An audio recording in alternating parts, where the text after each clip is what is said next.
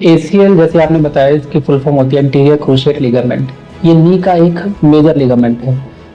ये एक नी का मॉडल है। आप देखोगे इसमें तो ये जो आगे वाला लिगामेंट है नी का जो स्टेबिलिटी प्रोवाइड करता है इसको बोलते हैं एंटीरियर क्रूशिएट लिगामेंट। ये इसका सबसे स्ट्रॉन्गेस्ट लिगामेंट है, लेकिन मोस्ट कॉमन इंजरी भी इसी ही लिगामेंट की होती है, क्योंकि इसका काम क्या है, नीचे वाली बोन की फॉरवर्ड मूवमेंट को रेस्ट्रिक्ट करना और ट्विस्ट मूवमेंट को रेस्ट्रिक्ट करना, जो कि हमारी मेजर मूवमेंट है नी की, जो सबसे ज्यादा होती है। इसलिए मोस्ट कॉमन जो हम स्पोर्ट्स इंजरी में डिस्कस करते हैं एसीएल डिस्कस करते हैं। आज हम बात करने जा रहे हैं एक बहुत ही कॉमन स्पोर्ट्स इंजरी के बारे में, जिसे हम सब जानते हैं एसीएल इंजरी के नाम से, यानी इंटीरियर क्रूशिएट लिगामेंट इंजरी। और इस टॉपिक पे हमें गाइड कर रहे हैं HOD orthopaedic and sports injury specialist doctor Ankur Dhiman, जिनके पास इस फील्ड में 12 से अधिक साल का एक्सपीरियंस है। स्वागत करते हैं डॉक्टर अंकुर धीमन का। हेलो डॉक्टर अंकुर, मेरा सबसे पहला क्वेश्चन जो रहेगा आपसे वो ये रहेगा, क्या आप बता सकते हैं कि एसीएल क्या होता है और इसका क्या रोल है हमारे घुटनों में? एसीएल जैसे आपने बताया इसकी फुल फॉर्म होती है एंटीरियर क्रूशिएट लिगामेंट। ये नी का एक मेजर लिगामेंट है। मैं एक मॉडल के माध्यम से समझाता हूँ ताकि आपको क्लैरिटी इजीली हो जाए। ये एक नी का मॉडल है। आप देखोगे इसमें एक अपर बोन है, एक लोअर बोन है। जो अपर बोन है इसको हम बोलते हैं फीमर और जो लोअर बोन है इसको बोलते हैं टिबिया। इनको आपस में स्टेबिलिटी प्रोवाइड करने के लिए कुछ स्ट्रक्चर होते हैं जिनको हम बोलते हैं लिगामेंट्स। तो इसका एक मीडियल लिगामेंट्स होता है, एक लेटरल लिगामेंट, एक लिगामेंट एंटीरियर होता है जिसको हम बोलते हैं एंटीरियर क्रूशिएट लिगामेंट, और एक ऐसे ही पीछे लिगामेंट होता है जिसको बोलते हैं पोस्टीरियर क्रूशिएट लिगामेंट। तो ये जो आगे वाला लिगामेंट है नी का जो स्टेबिलिटी प्रोवाइड करता है इसको बोलते हैं एंटीरियर क्रूशिएट लिगामेंट। ये इसका सबसे स्ट्रॉन्गेस्ट लिगामेंट है, लेकिन मोस्ट कॉमन इंजरी भी इसी ही लिगामेंट की होती है, क्योंकि इसका काम क्या है, नीचे वाली बोन की फॉरवर्ड मूवमेंट को रेस्ट्रिक्ट करना और ट्विस्ट मूवमेंट को रेस्ट्रिक्ट करना, जो कि हमारी मेजर मूवमेंट है नी की, जो सबसे ज्यादा होती है। इसलिए मोस्ट कॉमन जो हम स्पोर्ट्स इंजरी में डिस्कस करते हैं एसीएल डिस्कस करते हैं। Thank you doctor Ankur. Doctor Ankur, मेरा सेकंड क्वेश्चन जो रहेगा आपसे ये रहेगा, एसीएल इंजरी कैसे होती है? क्या ये सिर्फ स्पोर्ट्स खेलने वाले लोगों में ही दिखी जाती है? नहीं, ऐसा नहीं है। ये स्पोर्ट्स इंजरी में मोस्ट कॉमन इंजरी है, इसलिए काफी ज्यादा स्पोर्ट्स इंजरी में ये फेमस है।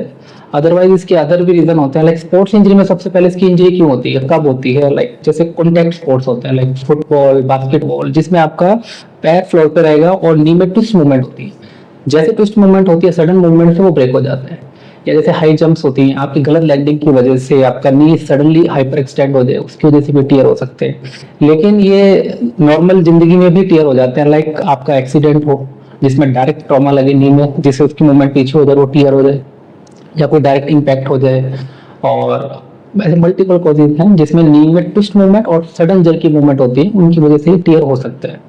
Thank you doctor Ankur. Doctor Ankur, मेरा नेक्स्ट क्वेश्चन जो आपसे वो ये रहेगा कि एसीएल के लक्षण क्या होते हैं?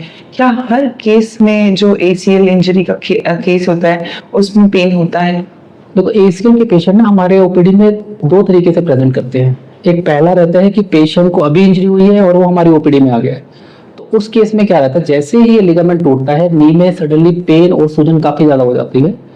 तो जो एक सिनेरियो है, पेशेंट हमारे पास आता है कि उसके नी में काफी ज्यादा स्वेलिंग है, पेन है, और उसने पॉप लाइक साउंड आई थी घुटने में, उससे वो प्रेजेंट करते हैं। लेकिन एक दूसरा सिनेरियो आता है कि जब ये इनिशियल फेज में किसी डॉक्टर को दिखा लेते हैं और ये मेडिसिन लेके ये सारा पेन स्वेलिंग खत्म हो जाती है। उस सिनेरियो में जो हमारे पास पेशेंट प्रेजेंट करते हैं वो ऐसे प्रेजेंट करते हैं कि हमें सीढ़ी से उतरते हुए डर लगता है। लाइक हम अगर सडन मूवमेंट करते हैं तो हमसे नहीं, लाइक हमें रनिंग स्टार्ट करने में डर लगता है। और लाइक गाड़ी से जब हम पहले ये वाला पैर रखते हैं तो डर लगता है कि लैक ऑफ कॉन्फिडेंस आता है। क्यों? क्योंकि वो जो स्टेबिलिटी है वो नी में स्टेबिलिटी नहीं रही है। तो एसीएल के पेशेंट पेन के साथ भी प्रेजेंट कर सकते हैं जो इनिशियल फेज में आते हैं, पेन के बिना भी प्रेजेंट करते हैं जो लेटर स्टेज में आते हैं, जिनको सिर्फ इंस्टेबिलिटी होती है। Thank you doctor Ankur. Doctor Ankur, बात करते हैं डायग्नोसिस के बारे में। एसीएल का डायग्नोसिस कैसे किया जाता है? देखो, एसीएल की डायग्नोसिस के लिए फिर से वही दो सिनेरियो है, एक एक्यूट पेन में आ रहा है और एक क्रोनिकली जिसमें इंस्टेबिलिटी के साथ आ रहा है। जो एक्यूट पेन में आ रहा है उसमें जनरली हम उनको ज्यादा इन्वेस्टिगेट नहीं करते। एक सिंपल सा टेस्ट होता है लैकमैन टेस्ट, वो हम पेनफुल कंडीशन में भी कर सकते हैं। वो लैकमैन टेस्ट के माध्यम से हम पता कर सकते हैं कि इसको एसीएल टीयर है कि नहीं है। बट कंफर्म करने के लिए ऑफ कोर्स उसमें एमआरआई होती है और एक्सरे इन्वेस्टिगेशन करनी पड़ती है। लेकिन जो क्रोनिक केसेस आते हैं विदाउट पेन, उसमें हमारे पास काफी सारे टेस्ट हैं उसको डायग्नोस करने के लिए, लाइक लैकमैन टेस्ट है, इंटीरियर ड्रॉ टेस्ट है, पिवट शिफ्ट टेस्ट है। उससे वो हाफ कंफर्म हो जाता है क्लिनिकली कि ये एसीएल टीयर है, लेकिन फाइनल कंफर्मेशन होती है एमआरआई से, जिसमें क्लियर कट पता चल जाता है टीयर है कि नहीं। Thank you doctor Ankur. Doctor Ankur, next question जो मैं आपसे पूछना चाहूंगी वो ये पूछना चाहूंगी, जब किसी को एसीएल टीयर हो जाता है, अब आप उसे डायग्नोस कर लेते हैं, उसका ट्रीटमेंट क्या होता है? क्या सिर्फ अगर पेशेंट रेस्ट करे तो ये एसीएल इंजरी से रिकवरी दे सकते हैं, या कुछ और मोडालिटीज हैं जो आप बताना चाहेंगे? इसका आंसर ऐसे डायरेक्ट नहीं है कि, क्योंकि एसीएल जो टीयर होते हैं वो पार्शियल भी हो सकता है और कंप्लीट टीयर भी हो सकता है। पार्शियल टीयर भी फर्दर दो टाइप के होते हैं, लाइक लो ग्रेड और हाई ग्रेड। लो ग्रेड होता है 50% फाइबर्स आर इंटैक्ट, तो उसको हम बोलते हैं लो ग्रेड। अगर मोर देन 50% फाइबर अगर टीयर होते हैं तो उसको बोलते हैं हाई ग्रेड।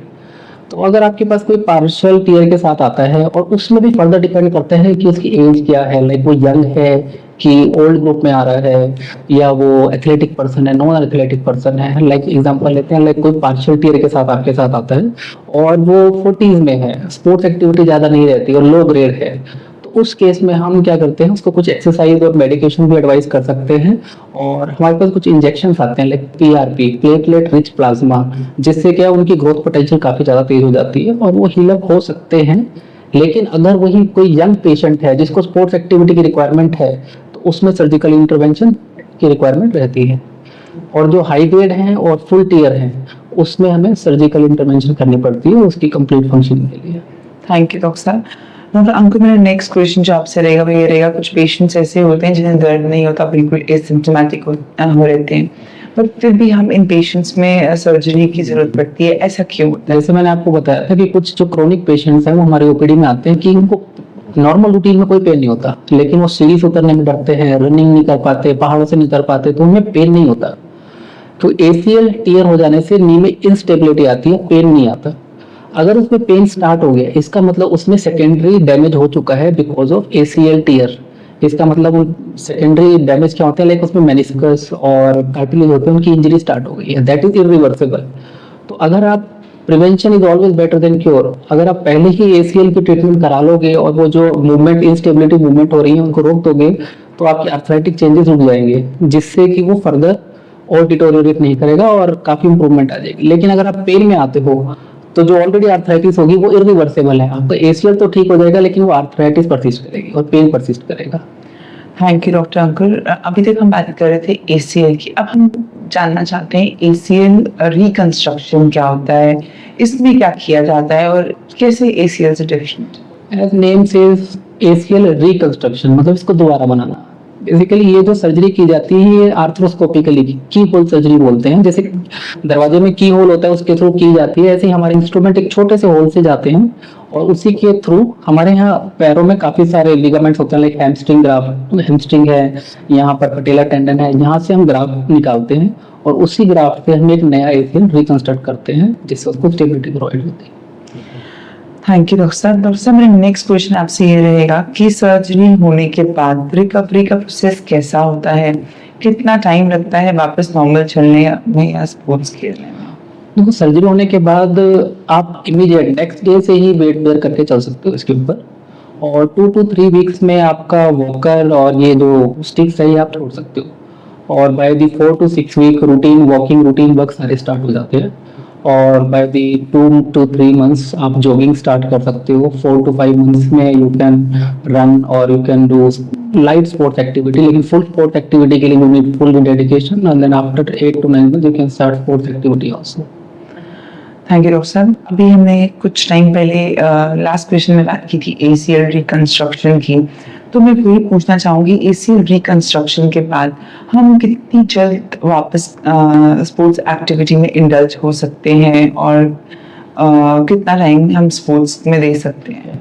ये मेरी ओपीडी में ना काफी कॉमन क्वेश्चन रहता है कि मैं अपनी स्पोर्ट्स एक्टिविटी में कैसे कब आ पाऊंगा। जैसे मैंने कुछ टाइकेंडो प्लेयर हैं नेशनल लेवल के, वो वापस स्पोर्ट्स एक्टिविटी में जा चुके हैं, नेशनल को प्रेजेंट कर रहे हैं, लेकिन इसमें ना फुली डेडिकेशन चाहिए होती है स्पोर्ट्स एक्टिविटी में जाने के लिए, आपको प्रॉपर रिहैब चाहिए।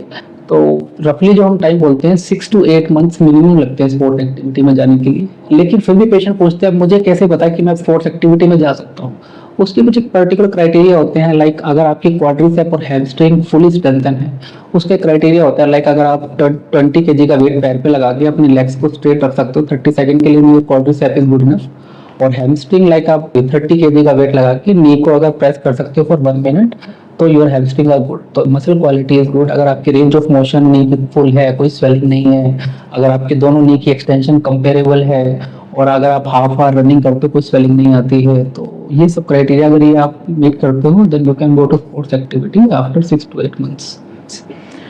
Thank you doctor Ankur. Doctor Ankur, अपना नेक्स्ट क्वेश्चन आपसे ये रहेगा कि अगर क्या ACL को हम किसी भी इंटरवेंशन के बिना हील कर सकते हैं? हाँ, ये जैसे हमने अभी थोड़ी देर पहले भी बताया कि जैसे अगर पार्शियल टीयर होता है ACL का, और वो भी लो ग्रेड होता है, और अगर कोई पेशेंट है उसको ऐसी स्पोर्ट्स एक्टिविटी की रिक्वायरमेंट नहीं है, तो उस केस में हम जो PRP के इंजेक्शंस आते हैं उसके थ्रू ग्रोथ फैक्टर अंदर जाते हैं, जिसकी हम हीलिंग प्रोसेस काफ़ी फास्ट कर सकते हैं, और वो विदाउट सर्जरी भी हील कर सकता है, बट इस स्पेसिफिक सिनेरियो में।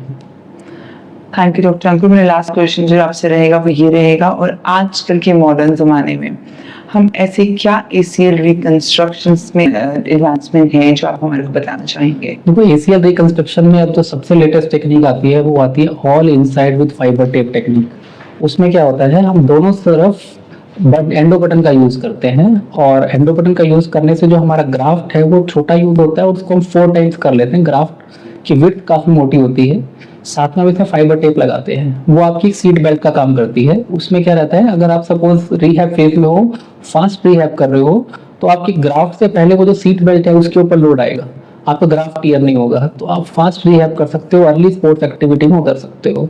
और इस सर्जरी में बोन भी काफी कम कटती है, इंसिजन भी छोटा आता है, रिकवरी फास्ट रहती है, और रनिंग आप 4 to 6 वीक में स्टार्ट कर सकते हो। इसके अलावा अभी जो रिसेंट एडवांसमेंट आ रही है, हम जैसे खुद की बॉडी का ग्राफ्ट यूज करते हैं, एक एलो ग्राफ्ट आने लगे हैं, मतलब आर्टिफिशियल ग्राफ्ट भी यूज करते हैं। कुछ पेशेंट्स कहते हैं कि हमें दूसरा टेंडन नहीं निकलवाना बॉडी में, उससे और वीकनेस आएगी, तो आर्टिफिशियल ग्राफ्ट भी अवेलेबल है, अगर हम उसको भी यूज करते हैं उससे भी काफी अच्छी रिकवरी है, और जो ग्राफ्ट साइड से हम लेते हैं उसकी कॉमोबिडिटी भी कम है। डॉक्टर अंकुर, आपका बहुत बहुत धन्यवाद आज हमारे साथ जुड़ने के लिए, इतनी महत्वपूर्ण जानकारी हमारे दोस्तों के साथ शेयर करने के लिए। दोस्तों, नहीं, प्रिवेंशन, टाइमली ट्रीटमेंट और एक्सपर्ट गाइडेंस सबसे जरूरी है। हम फिर मिलेंगे एक नए टॉपिक के साथ, तब तक के लिए अपना ध्यान रखिए, ख्याल रखिए और एक्टिव रहिए। धन्यवाद।